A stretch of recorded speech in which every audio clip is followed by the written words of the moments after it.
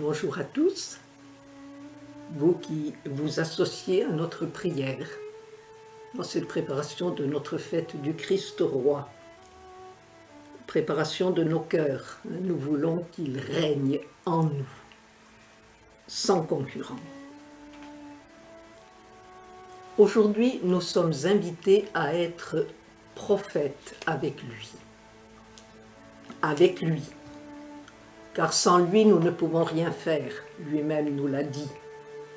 Nous ne serions, comme dit saint Paul, qu'une cymbale qui retentit et un airain qui sonne. Mais avec lui, nous pouvons et nous devons prolonger dans le temps et dans l'espace sa mission prophétique. C'est à cela qu'il a appelé ses apôtres et nous a appelés pour être ses compagnons et les envoyer prêcher. C'est ce que nous dit aussi saint Ignace dans cette contemplation que les retraitants connaissent bien de l'appel du roi temporel. Ceux que le roi Jésus appelle à venir avec lui doivent travailler avec lui, comme lui. Avec lui, prophète. Demandons-nous d'abord, qu'est-ce qu'un prophète? Dans notre langage familier, un prophète, c'est celui qui prédit l'avenir. Mais ce n'est pas là toute sa vocation, toute sa mission. Ce n'est même pas le plus important. Le mot prophète vient du latin profiteor, qui veut dire rendre public, dire publiquement, révéler. Le rôle du prophète, c'est d'abord de porter aux hommes la parole de Dieu. Le vocabulaire de théologie biblique nous dit « Le prophète est d'abord un don de Dieu. Israël peut se donner un roi, il ne peut pas se donner un prophète. C'est une vocation. Le prophète est appelé pour dire au peuple ce que Dieu veut lui dire dans ce moment et cette situation précise. Les prophètes se sont succédés en Israël jusqu'au grand prophète Jésus, qui non seulement porte la parole, mais est la parole. Après lui, l'Église continue cette mission. Bossuet a eu ce mot très beau, l'Église, c'est Jésus-Christ répandu et communiqué. L'Église la continue à travers tous ses membres, chacun à sa place propre et selon sa mission.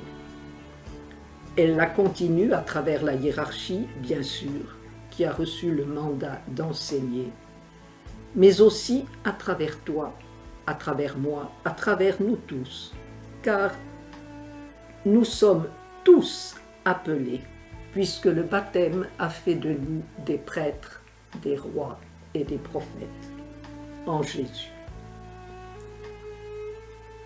Et quel est le message que nous devons porter? Qu'est-ce que Dieu veut dire à travers nous? Le message même que Jésus a proclamé lorsqu'il revint en Galilée après son jeûne au désert. Le royaume de Dieu est tout proche, repentez-vous et croyez à la bonne nouvelle. En ce temps de pandémie, c'est une bonne nouvelle que nous devons apporter, non pas en banalisant le problème, comme le feraient de faux prophètes, mais en rappelant qu'au milieu de nos craintes et de nos souffrances, Dieu est présent. À la suite de Jésus, avec lui, nous disons « Le royaume de Dieu est au milieu de nous. Il est déjà au milieu de nous. Nous n'avons plus à attendre un salut lointain, mais à accueillir un salut offert maintenant. Le royaume de Dieu est arrivé chez vous. » Un chant disait « Comme un ami à notre porte, Jésus se tient prêt à entrer. C'est son royaume qu'il apporte. Ne craignons pas ne risquons pas de le manquer. » Pour être prophète avec lui, Regardons comment Jésus a fait, lui, comment il a travaillé, ce qu'il a dit. Il ne s'agit pas d'inventer un message, mais de transmettre fidèlement ce que Dieu veut dire à travers nous. Ainsi a fait Jésus. Il nous dit en Saint Jean, « Ma doctrine n'est pas de moi, mais de celui qui m'a envoyé. Celui qui parle de lui-même cherche sa propre gloire. Mais celui qui cherche la gloire de celui qui l'a envoyé, celui-là est véridique, et il n'y a en lui aucune imposture. La gloire de celui qui nous a envoyés, c'est l'homme vivant. Dieu a identifié sa gloire avec notre bien. C'est pour cela que l'appel à la conversion qui va de pair avec l'annonce du royaume qui est déjà tout proche, est une bonne nouvelle. Les paroles que je vous ai dites sont esprit et elles sont vie. Je suis venu pour qu'ils aient la vie et qu'il l'ait en abondance. La bonne nouvelle du royaume est dès le début au cœur de la prédication de Jésus. Un royaume humble, petit, comme une graine de sénévé. Un royaume mystérieux. Tous ne le comprennent pas. Jésus disait à ses disciples, « À vous, il a été donné de connaître les mystères du royaume des cieux, tandis qu'à ces gens-là, cela n'a pas été donné. » Un royaume contredit, c'est par Belzéboul qu'il chasse les démons. Un royaume déjà présent au milieu de nous, puisque Dieu est au milieu de son peuple en la personne de Jésus. Si c'est par le doigt de Dieu que je chasse les démons, alors le royaume de Dieu est arrivé parmi vous. Un royaume que nous sommes tous appelés à construire.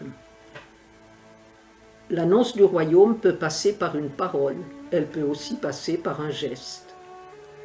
Chaque fois que nous essayons de mettre en pratique dans notre vie la parole de Jésus, la charte du royaume que sont les béatitudes, pauvreté, douceur, miséricorde, etc., nous annonçons le royaume, nous sommes prophètes avec lui.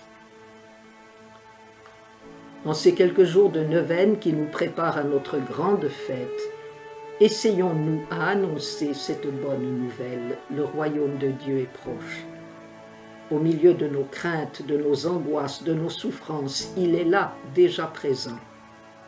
À nous de l'annoncer par notre sérénité face aux dangers qui nous menacent tous, notre compassion à l'égard de ceux qu'a touché l'épreuve, notre aide à ceux qui en ont besoin. Ce sera notre manière de prophétiser, d'annoncer et de construire le royaume.